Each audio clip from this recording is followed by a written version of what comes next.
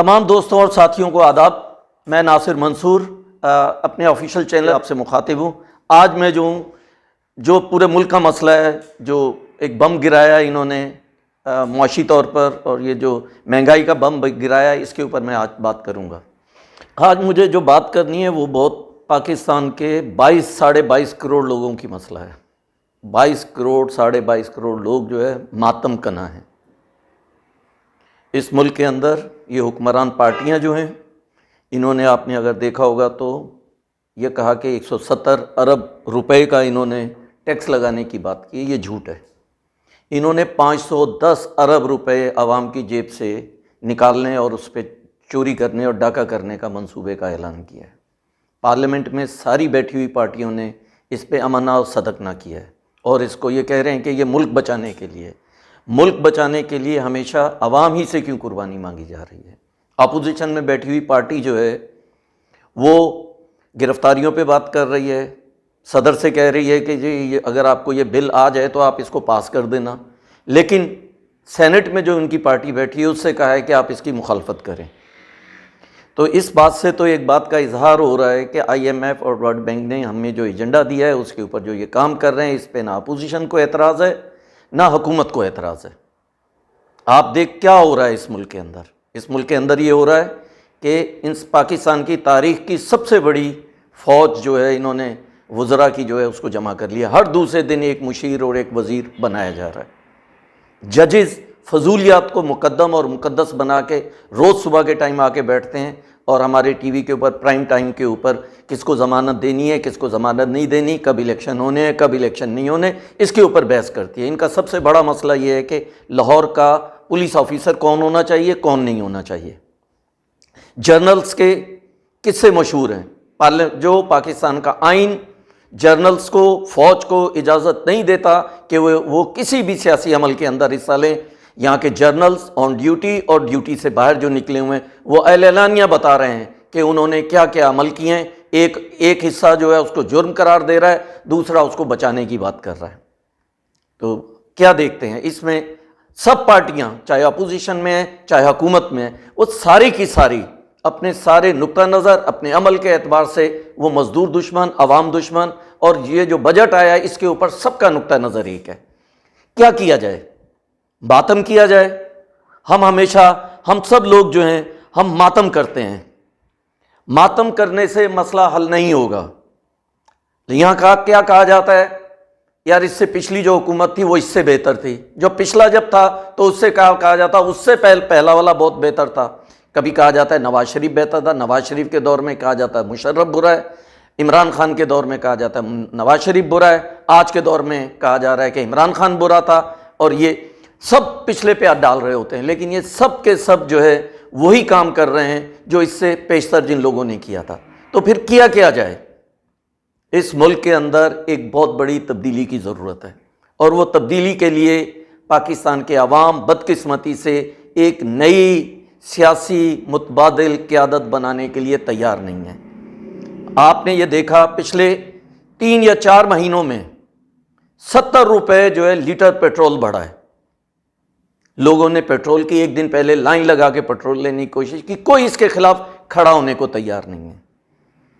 2018 میں آئی M F کے ساتھ ایک ایگریمنٹ ہوا، اس ایگریمنٹ کے تحت پاکستان کی کرنسی ڈی ویلیو ہوئی، بجلی کی قیمتوں میں اضافہ ہوا، گیس کی قیمتوں میں اضافہ، 200-250% جو ہے میڈیسنز کی قیمتوں میں اضافہ ہوا۔ ساری سبسیڈیز جو ہیں، جو کھانے پہ مختلف چیزوں پہ سبسڈی تھی، وہ عوام سے وڈرا کر لی گئی۔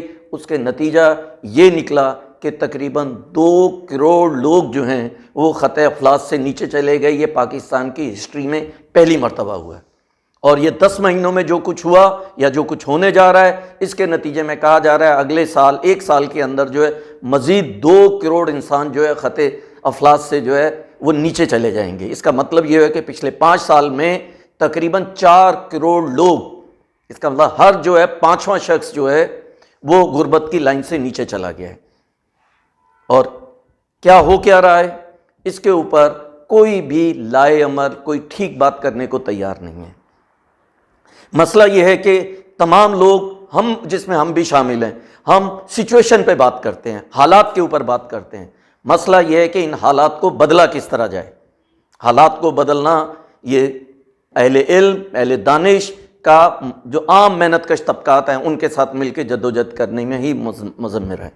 آپ یہ دیکھیے کہ اب ہمارے یہاں سیلاب آیا، تقریباً 4.25 کروڑ انسان جو ہے سیلاب کے متاثرین ہیں، آج بھی وہ متاثرین ہیں۔ انہوں نے گرمی بھی گزار دی، انہوں نے سردیاں بھی گزار دیں، ان کے لیے کوئی رتی بھر بھی ان کی زندگیوں کے اندر تبدیلی نہیں ہے۔ آج بھی روڈ اور رستوں کے اوپر کھڑے ہوئے ہیں، انفراسٹرکچر تباہ ہو گیا ہے، پوری فصلیں تباہ ہو گئی ہیں، کاٹن کی فصل تباہ ہوئی ہے جس کے نتیجے میں 45% کاٹن کی فصل تباہ ہوئی ہے، جس کے نتیجے میں اب یہ کہا جا رہا ہے کہ 10 لاکھ سے زائد صرف ٹیکسٹائل اور گارمنٹ میں ورکر جو ہیں وہ اپنی زندگیوں، اپنی جو ہے کام جو ہے وہ کھو دیں گے، یا مکمل طور پر یا جو ہے تھوڑا آدھا جس کو ہم کہتے ہیں پارشلی وہ اس کو کھو دیں گے۔ یہ صورتحال اگر ہم یہ سمجھتے ہیں کہ اس کو تبدیلی کرنا ہے تو ایک بڑی ریڈیکل تبدیلی کی بات کرنا بہت ضروری ہو گیا ہے۔ جو بھی اس تبدیلی کی بات نہیں کرتا وہ سمجھ لو عوام دشمن ہے، محنت کش دشمن ہے اور اس وطن کا دشمن ہے۔ آپ یہ دیکھیے اس ملک کے اندر اینول بجٹ جو ہے اس میں 1.5 ٹریلین روپیہ وہ صرف جو ہے وہ ڈیفنس کے لیے رکھا جاتا ہے، 1.16 ٹریلین روپیہ جو ہے وہ وفاق کے اخراجات کے لیے رکھا جاتا ہے۔ یہ تقریباً 2.6 ٹریلین روپے سے زیادہ ہے، اور یہ غیر پیداواری اخراجات ہیں۔ ان غیر پیداواری اخراجات میں اگر آپ 15 سے 20% کمی کر دیں تو ملک کے اندر کوئی مسئلہ پیدا نہیں ہوگا، لیکن اس کو کرنے کے لیے کوئی تیار نہیں ہے۔ قربانی مزدور سے مانگی جاتی ہے، محنت کش سے مانگی جاتی ہے، جو 5,000 روپیہ، 15,000 یا 20,000 روپیہ بھی وہ نہیں کما پاتا۔ پاکستان کے اندر $3 جو ہے ڈیلی کا یہ رکھا گیا ہے کہ غربت کم از کم جو ہے غربت سے اوپر ہونے کے لیے $3 ڈیلی کمانا ضروری ہے۔ پاکستان کے 80% جو لوگ ہیں وہ $3 پر ڈے نہیں کما پاتے۔ جرنلوں کی زندگیاں دیکھیں، ججز کی زندگیاں دیکھیں، ایلیٹ جو پولیٹیکل ایلیٹ ہے ان کی زندگیاں دیکھیں، کن گھروں میں رہتے ہیں وہ آپ دیکھیں تو آپ کو اندازہ ہو جائے گا کہ یہ کس طرح کی زندگی گزارتے ہیں اور عوام کس طرح کی زندگی گزارتے ہیں۔ جب بھی قربانی دینے کی، معاشی طور پہ دینے کی ضرورت پیش آتی ہے تو ٹی وی پہ آ کے بیٹھا جاتا ہے، وہ چاہے کوئی بھی پارٹی ہو، وہ آ کے لوگوں سے کہتی ہے ملک بہت ڈیفالٹ کی طرف جا رہا ہے، خطرہ ہے، اس کے لیے عوام کو قربانی دینی پڑے گی۔ عوام کے کپڑے تک انہوں نے اتار لیے ہیں، ان کو زندہ درگور کر دیا ہے۔ یہ جو ابھی نیا بجٹ آیا ہے یہ تباہی کے امکانات لیے ہوئے ہے۔ آپ دیکھیے اس ملک کے اندر ایک رپورٹ ہے، وہ میں دیکھ رہا تھا کہ وہ یہ کہا گیا ہے کہ تقریباً جو ہے 17.4 بلین ڈالر، جو تقریباً 4,500 ٹریلین پاکستانی روپیز ہیں، یہ ملٹری ایلیٹ، بیوروکریسی اور طاقتور جو حکمران طبقات ہیں ان کو سبسڈی دی جاتی ہے، کوئی اس کو روکنے والا نہیں ہے۔ ہر ایک یہ چاہتا ہے کہ اپنی سبسڈی پہ کوئی ہاتھ نہیں ڈالے، ڈیفنس بجٹ پہ آپ بات نہیں کر سکتے، ججوں کو ملنے والی مراحت ہیں آپ اس پہ بات نہیں کر سکتے، وزراء کو ملنے والی مراحت ہے آپ اس پہ نہیں بات کر سکتے، یہاں پہ بیوروکریسی کو جو پیسہ ملتا ہے، جو ان کو مراحت ملتی ہیں، آپ اس کے اوپر بات نہیں کر سکتے، اس کو کٹ نہیں لگا سکتے۔ اب آپ دیکھیے ایک چیز کا اندازہ آپ کیجئے، پاکستان کی 1% ایلیٹ جو ہے، پورے پاکستان کی جتنی دولت پیدا ہوتی ہے اس کا 9% کے اوپر اس کا قبضہ ہے، جو تقریباً 314 ارب ڈالر جو پیدا ہوتے ہیں، وہ 1% جو لوگ ہیں اس کا 9% وہ لے کے چلے جاتے ہیں۔ یہی پاکستان کے اندر 20% جو اوپر کی کلاس ہے وہ تقریباً جو ہے 50% کے قریب جو ہے نیشنل انکم ان کے کنٹرول میں چلی جاتی ہے۔ تو اس ملک کے اندر کس طرح بڑی تبدیلی آ سکتی ہے، کس طرح لوگوں کی زندگیاں بہتر ہو سکتی ہیں۔ یہ کہہ رہے تھے مفتاح اسماعیل چلا جائے گا، ڈار آ جائے گا تو ٹھیک کر دے گا۔ ڈار سے پہلے جو ہے انہوں نے 3-4 منسٹر جو ہے عمران خان کے دور میں بدلے، وہ کہہ رہے تھے یہ تبدیلی، ہر آنے والا ایک نئی مشکل لوگوں کے لیے لے کے آتا ہے۔ تو پھر ضرورت، میں اکثر یہ بات کہتا ہوں اور یہ کہنا میں ہم حق بجانب ہیں کہ پاکستان کے اندر صرف ایک ہی پولیٹیکل پارٹی ہے، وہ حکمران طبقات کی پارٹی ہے۔ ان کی شکلیں الگ ہیں، فوجی بیوروکریسی ہے جس کو آپ ملٹری بیوروکریسی، ملٹری اسٹیبلشمنٹ کہتے ہیں، ان کو ججز کہتے ہیں، آپ سیاسی جو اشرافیہ ہے، یہ ہے، یہ سارے لوگ جو ہیں یہ بنیادی طور پہ ایک پارٹی کے مختلف گروہ ہیں جن کے آپس کے مفادات کے جنگ ہوتی ہے، لیکن جہاں پہ عوام پر حملہ کرنا ہوتا ہے یہ سب ایک ہیں۔ اگر آج مزدوروں کے اوپر، محنت کشوں کے معاشی مفادات کے اوپر حملہ ہو رہا ہے تو اپوزیشن کو کال دینی چاہیے تھی، اپوزیشن کال نہیں دے رہی، اپوزیشن گرفتاریاں دینے کی بات کر رہی ہے۔ کس بات کی گرفتاری؟ کوئی پتہ نہیں ہے، کیا پروگرام ہے کوئی معلوم نہیں ہے، جو حکمران ہیں ان کے پاس کیا پروگرام ہے کوئی پروگرام نہیں ہے۔ تو اس کے لیے ضروری ہو گیا ہے، میں بار بار یہ بات کہتا ہوں کہ جب تک عوام جو ہے خود اپنی الائنمنٹ سیاسی طور پہ نہیں کریں گے، اپنی تنظیم سازی نہیں کریں گے، اس ملک کے اندر کوئی بڑی تبدیلی نہیں آ سکتی۔ غربت کی بنیاد کے اوپر کبھی تبدیلی نہیں آئی۔ اگر غربت ہی تبدیلی لانے کے امکانات کو پیدا کرتی تو افریقہ میں کہ بعض ممالک کے اندر بہت بڑی انقلابی تبدیلیاں آتی۔ غربت حالات پیدا کرتی ہے، لوگوں کے مسائل حالات کو جنم دیتے ہیں، اس کے نتیجے میں شعوری طور پہ جب تک تنظیم سازی نہیں ہوگی، ایک طبقاتی طور پر محکوم لوگوں کی اگر تنظیم نہیں بنے گی، اس ملک کا مسئلہ نہیں حل ہو سکتا۔ اس ملک کا مسئلہ حل ہونے کے لیے سب سے ضروری بات یہ ہے کہ اس ملک کے اندر لینڈ ریفارمز کی جائیں۔ ہم کیوں کہتے ہیں لینڈ ریفارمز کی بات؟ لینڈ ریفارمز کی بات اس لیے کرتے ہیں کہ پاکستان کے اندر 50% سے زیادہ لوگ جو دیہاتوں میں رہتے ہیں وہ لینڈ لیس پیزنٹس ہیں، غیر ان کے پاس زمین ہی نہیں ہے، وہ سال میں جتنی بھی محنت کرتے ہیں اس کے باوجود وہ ایک چپل، ایک جوڑا شلوار قمیض یا کپڑے خریدنے کے بھی وہ قابل نہیں ہیں۔ لیکن اگر ان کو زمین مل جائے، اس کے اوپر وہ کاشتکاری کریں تو پاکستان کی 50% آبادی جو ہے وہ مارکیٹ کے اندر جا کے خریداری کے قابل ہو سکتی ہے، جس کے نتیجے میں انٹرنل پروڈکٹیوٹی کا آغاز ہوگا۔ یہ بہت بڑا مسئلہ ہے، یہ پاکستان کے اندر یہ جب تک اس مسئلے کو حل نہیں کیا جائے گا یہ ملک کا مسئلہ نہیں حل ہو سکتا۔ اور کوئی سیاسی پارٹی آپ نام لے لیں، وہ مذہبی ہے، وہ عوام کی بات کرتی ہے، جمہوریت کی بات کرتی ہے، تبدیلی کی بات کرتی ہے، نسل کی بنیاد پہ کرتی ہے، قوم پرستی کی بنیاد پہ کرتی ہے، کوئی پارٹی بھی جو ہے لینڈ ریفارمز کی بات نہیں کرتی ہے۔ دوسرا مسئلہ اس ملک کے اندر فوجی اخراجات میں جب تک ہم کمی نہیں کریں گے اس ملک کا مسئلہ نہیں حل ہو سکتا۔ اس ملک کے اندر اتنی بڑی رقم جو ہے، آپ اتنی بڑی رقم خرچ کرتے ہیں، 10 یا 12 لاکھ جو ہے فوج ہے اس کے لیے خرچ کرتے ہیں، یہ اس ملک کے لیے ایک قسم سے بے پیندہ جو ہے، ایک ایسا برتن ہے جس کے نیچے کوئی اس کا پیندہ ہی نہیں ہے، اس کے نیچے کوئی اس کا تلا ہی نہیں ہے۔ آپ جتنے پیسے ڈالتے جائیں گے وہ غائب ہوتے جائیں گے، اور یہ وہ پیسہ ہے جس کا کوئی جواب نہیں دیتا۔ یہ پاکستان واحد ملک ہے جس میں جو ہے ڈیفنس کے اوپر جو اخراجات ہوتے ہیں اس کو آپ پارلیمنٹ کے اندر ڈسکس نہیں کر سکتے۔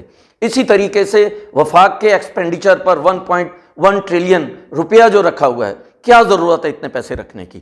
اس کے اندر کٹ لگایا جائے۔ کٹ کس پہ لگتا ہے؟ صحت کے اوپر، تعلیم کے اوپر، انفراسٹرکچر جو ہے، پبلک ٹرانسپورٹ کے اوپر، ساری چیزوں کے اوپر سے پیسہ چھینا جاتا ہے۔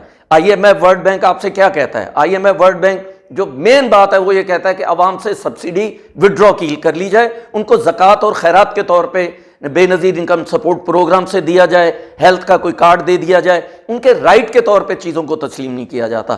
میں تو اس نتیجے پہ پہنچ چکا ہوں کہ یہ ملک ایک بہت ہی خطرناک جو سیاسی، معاشی، معاشرتی اور ایک معاشی بحران کی طرف جا رہا ہے۔ اس کو بچانے کا واحد طریقہ جو ہے محنت کشوں کی اپنی تنظیم ہے۔ ہم جس نقطہ نظر سے تعلق رکھتے ہیں، ہم یہ سمجھتے ہیں کہ ہمیں نئے حالات کے مطابق نئی تنظیمیں بنانے کی ضرورت ہے، نئی طریقے سے تنظیم سازی کی ضرورت ہے۔ ایک آپ غور کیجئے، جو ہسٹری ہے، ہمارے استاد ہیں جو محنت کش طبقے کے، ان کے فلسفر ہیں، مارکس نے اپنے دور کے اندر جو صورتحال تھی اس میں کہا کہ محنت کش طبقہ جو ہے وہ انقلاب کا انجن ہوتا ہے، اور اس نے محنت کشوں کو پوری دنیا میں منظم کرنے کے لیے تنظیمیں بنائیں۔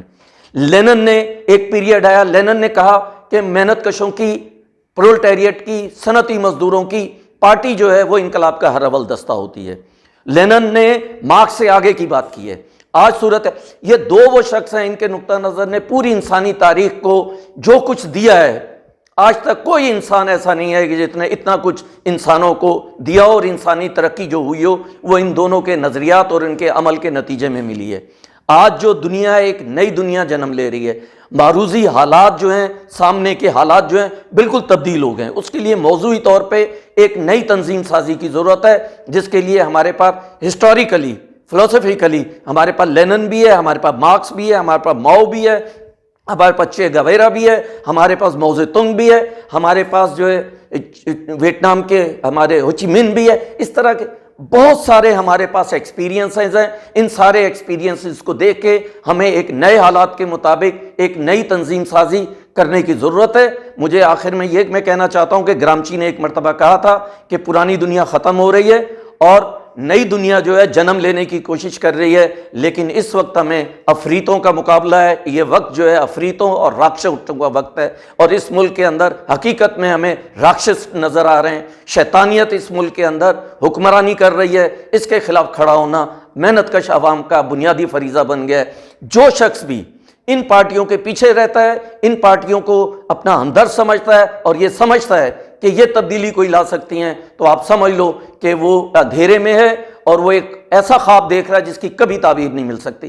70 سال میں ہم نے یہی سیکھا ہے، وقت آ گیا ہے، ہم بار بار یہی بات کہہ رہے ہیں کہ محنت کش طبقے کو، عام لوگوں کو اب اپنی تنظیم، اپنی تحریک بنانے کی ضرورت ہے۔ ایک ایسی تحریک جو لینڈ ریفارمز کی بات کرے، جو فوجی اخراجات میں کمی کی بات کرے، جو غیر پیداواری اخراجات میں کمی کے، افسر شاہی کی جو للے تللے ہیں ان کے خاتمے کی بات کرے، اور یہ پولیٹیکل ایلیٹ ہے اس کے مقابلے پہ ایک متبادل دے اور ان کی تمام مراد کو وہ چھین لے، تبھی یہ سب کچھ ہو سکتا ہے۔